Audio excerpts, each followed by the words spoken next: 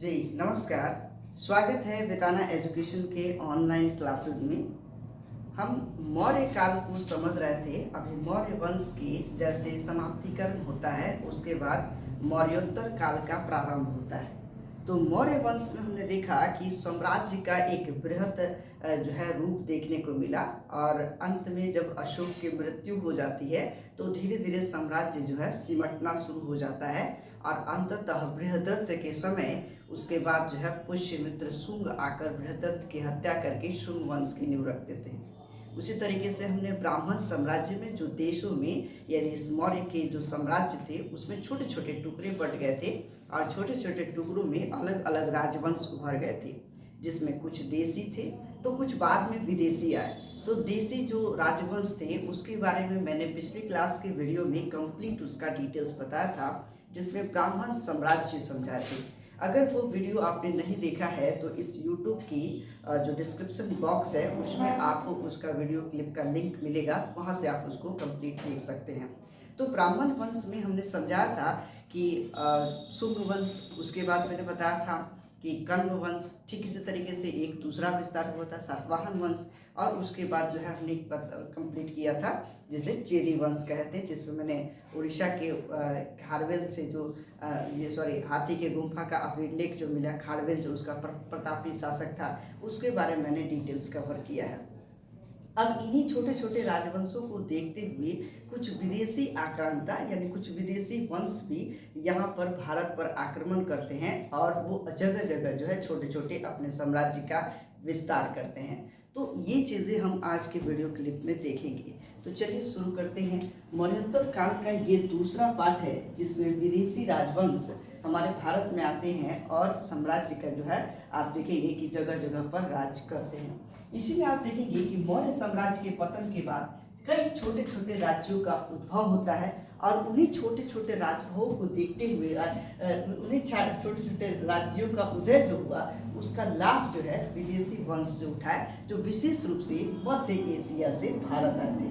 मध्य Asia से भारत आए थे, उन लोगों ने इन छोटे छोटे राजवंशों का जो है लाभ उठाया। आप समझ लीजिए कि जब भारत में एकता थी नहीं, जब यूनिटी नहीं थी, अलग अलग राज्य अपना अपना मान रहे थे, तो इस समय विदेशी आक्रांता आते हैं और उन राज्यों को अपने अपने अंदर अधिग्रहण कर लेते हैं और वहाँ पर जो है अपनी शासक शुरू कर देते हैं। इसी में सबसे पहले आने वाले जो विदेशी थे उनका नाम जो था वो थे हिंद यवन। ठीक इसके बाद आप देखेंगे शक आते हैं, पहलव आते हैं और कुषाण आते हैं। इस प्रकार के 4 विदेशी वंशज जो है भारत पर आक्रमण करते हैं और वो शासन अपना प्रारंभ करते हैं। अब आपको मैं बता दूं कि ये मध्य एशिया प्रांत कहाँ पर है। एक छोटा सा मैप के माध्यम से हम समझने की कोशिश करते हैं कि ये हमारा इंडिया का मैप, एक सिंपल मैंने मैप बता दिया। अब इसी में आप देखेंगे कि इसके ऊपर जो है इधर आपका पूरा चीन है और चीन के इधर आप देखिएगा तो ये सब एशिया का प्रांत है, जहाँ मध्य एशिया इस क्षेत्र के अंतर्गत आता है। इसी एशिया के प्रांत से जो है आप देखेंगे कि जब मौर्य का साम्राज्य था, चंद्रगुप्त मौर्य, उसके बाद बिंदुसार, अशोक, तो इस समय ये पूरा का पूरा क्षेत्र ये भारत के अंतर्गत आता था।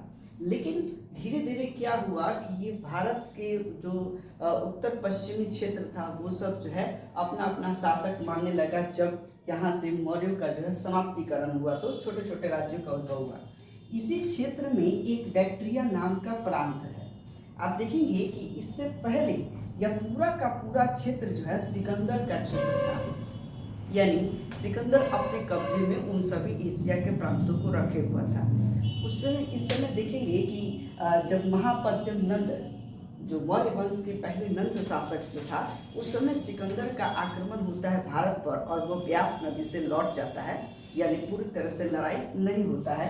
ठीक इसके बाद इसी का सेनापति जो सेल्यूकस निकेटर था, सिकंदर का सेनापति, उसने जब सिकंदर का अंत हो जाता है, जब उसकी मृत्यु हो जाती है इसे लौटने के बाद, तो इसका सेनापति उसका राजभार संभालता है और सेनापति यानी सेल्यूकस निकेटर चंद्रगुप्त मौर्य के साथ युद्ध करता है और हेलेना से विवाह करवाता है। तो उस समय तक आप देखेंगे कि ये पूरा का पूरा प्रांत सेल्यूकस निकेटर के पास जो युद्ध के समय इसमें से कुछ हिस्सों को जो है चंद्रगुप्त मौर्य के साम्राज्य यानी मौर्य वंश के अंतर्गत आ जाता है।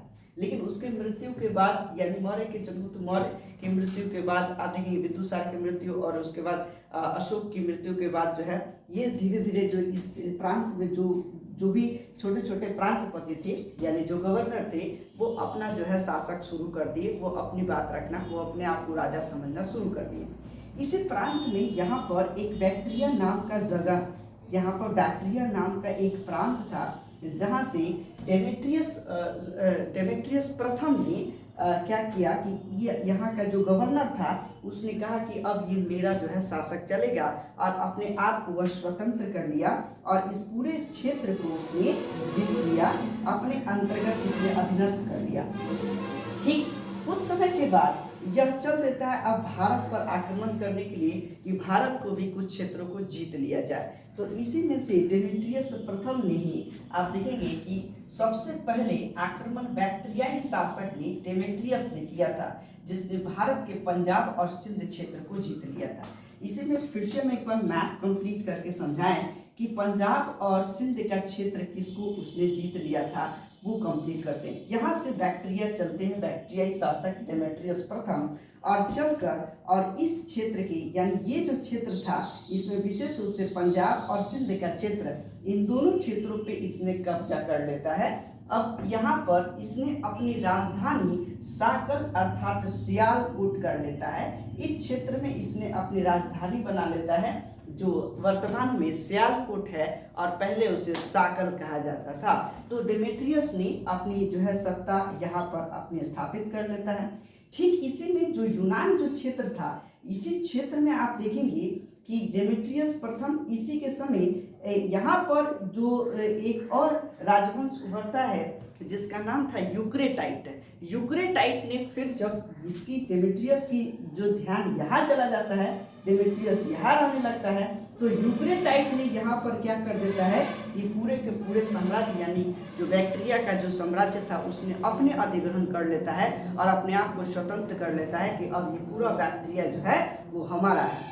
और कुछ दिनों के बाद यहाँ से आप देखेंगे कि यूक्रेटाइट भी चल देता है भारत पर आक्रमण करने के लिए और इसने इस पूरे ऊपर के क्षेत्र जो था विशेष रूप से तक्षशिला, गंधार और आप देखेंगे जम्मू कश्मीर का जो क्षेत्र था उन क्षेत्रों पे इसका अधिग्रहण होता है। तो यूनानियों का दो ब्रांच देखने को मिलेगा, एक यूक्रेटाइट के का ब्रांच हो गया और दूसरा डेमेट्रियस का ब्रांच हो गया। लेकिन सबसे ज्यादा प्रमुख जो रहा वो डेमेट्रियस के शासक का जो है उसका ब्रांच, उसकी शाखा प्रमुख देखने को मिलती है।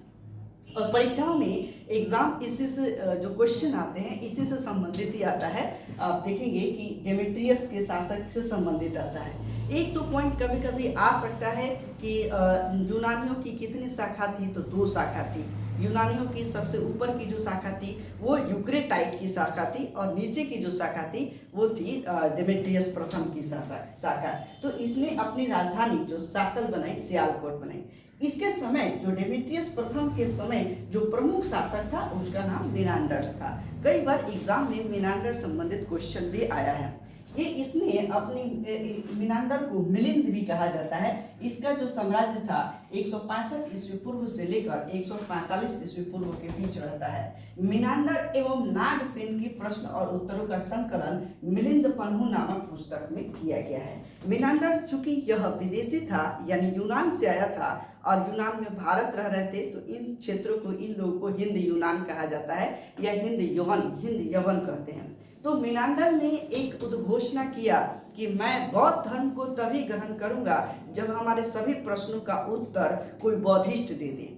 तो इसका एक अपना चैलेंज रखा पूरे बौद्धिस्टों के सामने कि अगर हमारे सभी प्रश्नों का उत्तर अगर बौद्धिस्ट दे देते हैं तो मैं बौद्ध धर्म को ग्रहण कर लूंगा। तो उस समय जो बौद्धिस्ट थे जिनका नाम है नागसेन, ये एक बौद्धिस्ट जो है नागसेन से इनकी चर्चा शुरू होती है, संवाद शुरू होता है और मिलिंद अर्थात मिनांडर कई प्रश्न पूछते हैं नागसेन से धर्म से संबंधित, और सारे धर्म से संबंधित प्रश्नों का जो है उत्तर संतोषजनक देने का काम नागसेन ने किया और इन्हीं प्रश्नों और उत्तरों का संकलन एक पुस्तक में लिखी गई जिनका नाम मिलिंद पन्हु है। और जब यह संतुष्ट हो गया सारे प्रश्नों से तो उसने बौद्ध धर्म को अपना लिया।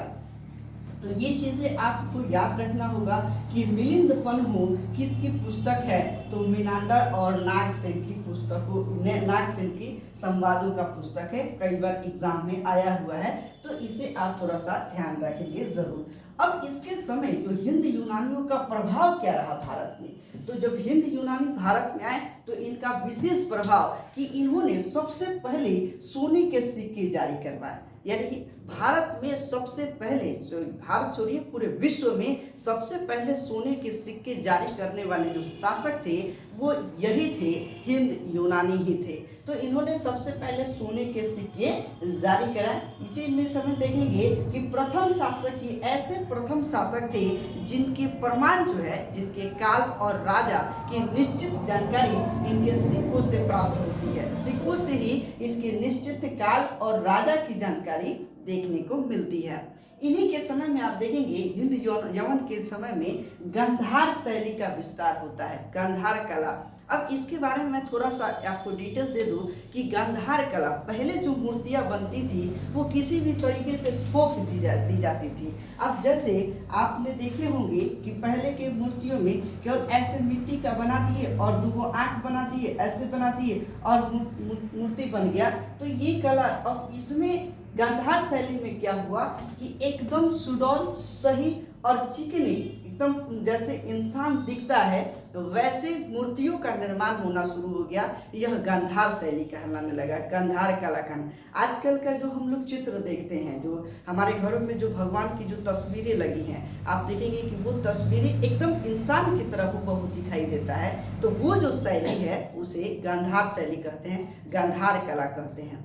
जबकि पहले इस प्रकार का नहीं था, वो एकदम जैसे पेंटिंग आपने देखा होगा, रामायण आप जब शुरू करते हैं ना, तो रामायण जैसे स्टार्टिंग होता है तो एक कास्टिंग आता है जिसमें राम एक तीर लिए हुए ऐसे दिखाते हैं। तो वो जो आप देखिएगा कि वो गांधार शैली नहीं है, वो एक पुरानी शैली हो गया।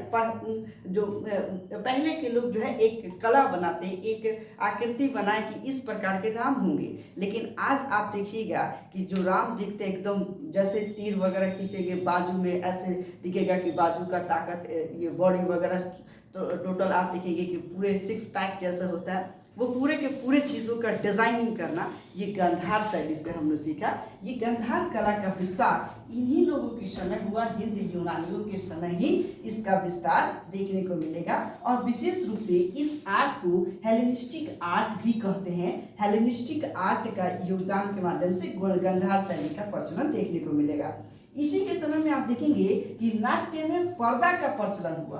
कभी कभी हमने पहले देखा होगा कि जब मंच पर नाटकों का मंचन होता है तो उससे पहले एक रस्सी से आप देखेंगे कि पर्दा को खींच दिया जाता है और इधर से रस्सी खींच करके फिर पर्दा को खोल दिया जाता है। तो ये पर्दा का जो है आप देखेंगे कि इसी के समय में पर्दा का प्रचलन होता है, हिंद यूनानियों के समय में। तो ये एक इम्पॉर्टेंट पॉइंट्स था, इसे आप अपने नोटबुक में पेन डाउन यानी नोटबुक में नोट डाउन करके आप इसे ज़रूर एक बार देख लेंगे, जिससे आपका इससे संबंधित तो प्रश्न बिल्कुल ही नहीं छूटेगा।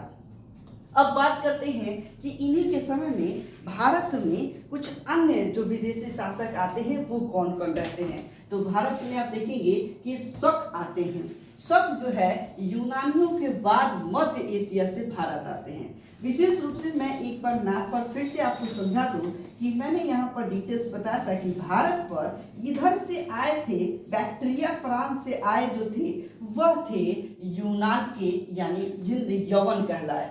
अब आप देखेंगे कि मध्य एशिया, विशेष रूप से ये चीन का जो क्षेत्र है, इन्हीं चीन की ही कुछ जनजाति यहाँ पर रहती थी, मध्य एशिया में ही रहती थी, जिस जनजाति को यूची जनजाति या फिर इस जनजाति को हम देखेंगे कुछ और अन्य जनजातियाँ थी। यही जनजाति जो है इधर आप भारत पर आक्रमण करती है, जो कि शक कहलाती है। शकों की प्रमुख 5 शाखाएं थी, जिसमें सबसे प्रसिद्ध जो शाखा थी वह थी पश्चिमी शाखा। जब शक इस पर आक्रमण करते हैं भारत पर, ये विशेष रूप से एक छोटे छोटे कबीले थे, और फिर वापस जब भारत पर आक्रमण करते हैं तो ये भी कई छोटे छोटे कबीले, कई छोटे छोटे प्रांतों में ये विभक्त होते हैं, और भारत में कई जगहों पर इनका जो है आधिपत्य रहता है। कई जगह आप देखेंगे कि आधिपत्य इनका रहता है। विशेष रूप से सबसे ज्यादा प्रमुख जो था वह था शक में रुद्रदामन। जो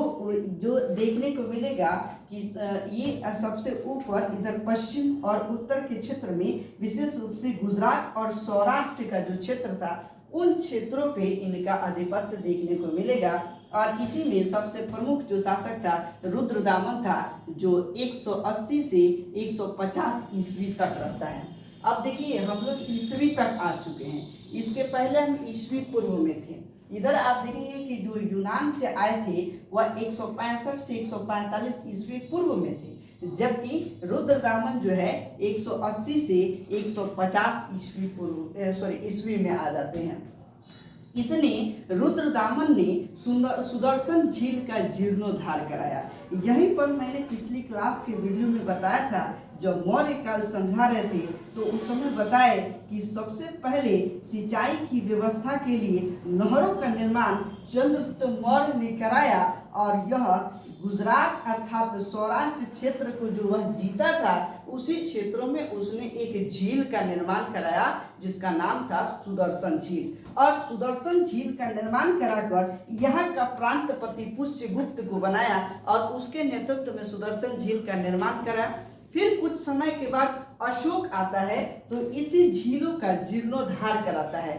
झील जहाँ जहाँ डैमेज थे, यानी जो नहरें जहाँ जहाँ डैमेज थी, उन नहरों को जो है मरम्मती कराने का काम अशोक के समय होता है। और अशोक के समय देखेंगे कि यहाँ पर तिस्कर नाम का जो है एक और प्रांतपति होता है और इसके नेतृत्व में इस झील का जीर्णोद्धार होता है। ठीक इसके बाद जब रुद्रदामन यानी शक शासक यहाँ पर इस क्षेत्र पर आधिपत्य स्थापित करते हैं, तो इसके समय में देखेंगे कि सुविशाख नाम का प्रांतपति होता है और उनके नेतृत्व में इस झील का जो है मरम्मती का काम होता है, जीर्णोद्धार का काम होता है, जिसका निर्माण किसने करवाया था? चंद्रगुप्त मौर्य से कराया था। तो इसको एकदम बिल्कुल ध्यान में रख लेना है कि सुदर्शन झील से प्रश्न आते ही आते हैं, कई एग्जामिनों में आते हैं, कई एग्जाम में देखने को मिलेगा कि सुदर्शन झील का निर्माण किसने करवाया? तो चंद्रगुप्त मौर्य ने करवाया। सुदर्शन झील का जीर्णोद्धार किस शासक ने नहीं कराया? 4 ऑप्शन दे देंगे। तो आपको ध्यान रखना है कि इसमें निर्माण जो है चंद्रगुप्त मौर्य ने करवाया, उसके बाद जीर्णोद्धार का काम, मरम्मती का काम अशोक ने करवाया, उसके बाद आप देखेंगे रुद्रदामन ने कराया और उसके बाद एक गुप्त समय में स्कंदगुप्त कराएंगे। तो ये 3 पॉइंट्स आपको ध्यान में रखना इंपॉर्टेंट हो जाता है। अब इसी के समय में रुद्रदामन के समय में ही एक बृहद अभिलेख मिलता है जो संस्कृत में लिखा हुआ, यह पहला अभिलेख था जिससे मौर्यों की जानकारी देखने को मिलता है। इस अभिलेख को जूनागढ़ अभिलेख कहते हैं। जूनागढ़ अभिलेख किसके समय में जारी किया गया? तो रुद्रदामन के समय जारी किया गया। यह संस्कृत का सबसे बड़ा अभिलेख था। इसके पहले मौर्य काल में जितने आप देखिएगा अभिलेख मिले हैं वो प्राकृत अथवा पाली भाषा में है और उसमें ब्राह्मी लिपि, खरोष्ठी लिपि, अरामाइक लिपि, इन सभी लिपियों का प्रयोग किया गया है। जबकि सबसे पहला और बड़ा संस्कृत अभिलेख जूनागढ़ का अभिलेख देखने को मिलता है, जो मौर्यों की जानकारी इसमें देखने को मिलेगा और यह रुद्रदामन के समय इस अभिलेख को जारी किया गया था। यहाँ से एक पॉइंट आपको जरूर बनता है। इसी के समय देखिएगा कि इसी समय में उज्जैन के स्थानीय शासक, स्थानीय राजा जो 58 ईस्वी पूर्व में इसने शकों को पराजित किया और विक्रमादित्य की उपाधि धारण कर ली। 58 ईस्वी पूर्व में शकों को पराजित करके इसने विक्रमादित्य की उपाधि धारण कर ली और इसने विक्रम संवत चलाया। विक्रम संवत, सबसे पहला संवत 58 ईस्वी पूर्व में विक्रमादित्य ने शकों को पराजित करके इसने उज्जैन में विक्रम संवत की स्थापना, विक्रम संवत की जो है शुरुआत कर दी। इसी के समय में देखेंगे कि फिर एक और अन्य आक्रमण होते हैं विदेशी, जो थे पहलव, और इसे पार्थियन भी कहा जाता है। इससे ज़्यादा नहीं प्रश्न पूछते हैं, सिर्फ पूछते हैं कि पहलव की राजधानी कहाँ थी? तो तक्षशिला थी और इसके प्रमुख शासक जो थे गोंदोफर्निस थे। तक्षशिला इसके प्रमुख शासक जो थे गोंदोफर्निस थे। इन्हें केवल आपको इतना ध्यान में रखना। ठीक इसके बाद जो यूची कबीला जो चीन से संबंधित थे, उन कबीला जैसे यूची जनजाति या तोखरी जनजाति से संबंधित कुछ कबीले थे, वो कबीला जो है भारत पर आक्रमण कर देते हैं और वो एक नए वंश का उद्भव करते हैं जिसका नाम है कुषाण वंश। कुषाण वंश की नींव जो है मध्य एशिया के यूची कबीला और तोखरी जाति से संबंधित व्यक्ति ने यहाँ पर भारत पर आक्रमण करते हैं और एक नए वंश की स्थापना कर देते हैं जिसका नाम था कुषाण वंश। ये कुल 5 कुलों में विभाजित थे। ये भी इनकी कई शाखाएं थी जो लगभग 5 शाखाओं में देखने को मिलेगी, जिसमें सबसे प्रमुख जो था वह थे कुषाण शासक यानी कुषाण वंश की शाखा। तो कुषाण वंश के संस्थापक जो थे वह थे कुजुल कड़फिसस। यहाँ से एक प्रश्न आता है कि कुषाण वंश के स्थापना किसने किया, तो कुजुल कड़फिसस ने किया था। कुषाण वंश की स्थापना किसने किया, तो कुजुल कड़फिसस ने किया। इसी समय इसका प्रमुख जो शासक था वह था कनिष्क और इससे संबंधित प्रश्न निश्चित आता है। इसके समय में भीम कड़फिसस जो कुजुल कड़फिसस के बाद आए, यह शैव उपासक थे और इसने सोने के सिक्के चलवाए थे। ध्यान रखेंगे कि सोने का सिक्का सबसे पहले हिंद यवन ने चलवाया था, ठीक है। अब उसके बाद फिर वापस जब हिंद यूनानियों के ही सिक्कों का ढेर ज्यादा मिलता है तो इसने भी शुद्ध सोने के सिक्के के जो है जारी करना शुरू कर देते हैं। इसमें सबसे प्रमुख शासक जो था वह था कनिष्क और इसने अपनी राजधानी 2 जगह बनाई। एक पुरुषपुर जिसे पेशावर कहते हैं, पहले पेशावर का पुराना नाम पुरुषपुर था, तो वहां पर उसने एक अपनी राजधानी स्थापित करता है और दूसरा मथुरा में अपनी राजधानी को स्थापित करता है। इसमें आप देखेंगे कि इसने 78 ईस्वी में यानी नॉट ईस्वी पूर्व, इसने 78 ईस्वी में शासक बनने और शकों को अंतिम रूप से पराजित करने के उपलक्ष्य में इसने क्या करता है कि अपने एक नए संवत की शुरुआत करता है जिसका नाम होता है शक संवत। यानी कुषाण वंश में कनिष्क ने शकों को अंतिम रूप से पराजित कर और अपना राज्याभिषेक कराता 78 ईस्वी में और इसने एक नए वंश एक नए संवत की शुरुआत करता है जिसका नाम है शक संवत। तो हमने यहाँ पर अब तक 2 संवत को समझा, एक शक संवत और दूसरा विक्रम संवत। तो विक्रम संवत 58 ईस्वी पूर्व में शुरू होता है जबकि शक संवत 78 ईस्वी में शुरू होता है यानी एडी में शुरू होता है। कनिष्क के समय भारत का अधिकार रेशम मार्ग पर हो जाता है। अब आपको मैं बता दूं कि ये रेशम मार्ग क्या है, तो इसी के समय में आप देखेंगे कि भारत में इधर चीन का भी व्यापार प्रारंभ हो जाता है। भारत में इधर से आप देखेंगे कि यूनान प्रांत से यानी बैक्ट्रिया और मध्य एशिया के इस इधर यूनान के सभी क्षेत्रों का जो है व्यापार का काम जो है भारत से हो रहा था यहाँ से कनिष्क के समय।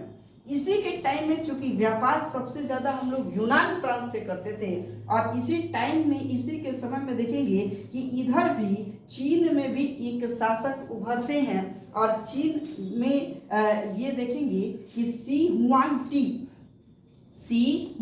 टी देखो भाई एक ऐसा नाम है सी हुआंग टी। आप समझ लो कि चीन में इसी टाइप का नाम ही होता है। तो सी हुआंग टी के नेतृत्व में यहाँ से रेशम का व्यापार भी शुरू हो जाता है और यहाँ से जो है जो व्यापारी जो है रेशम इधर से यूनान में लेके आते थे और कुछ जो है इधर से लेके आते थे। तो 2 रास्ते थे।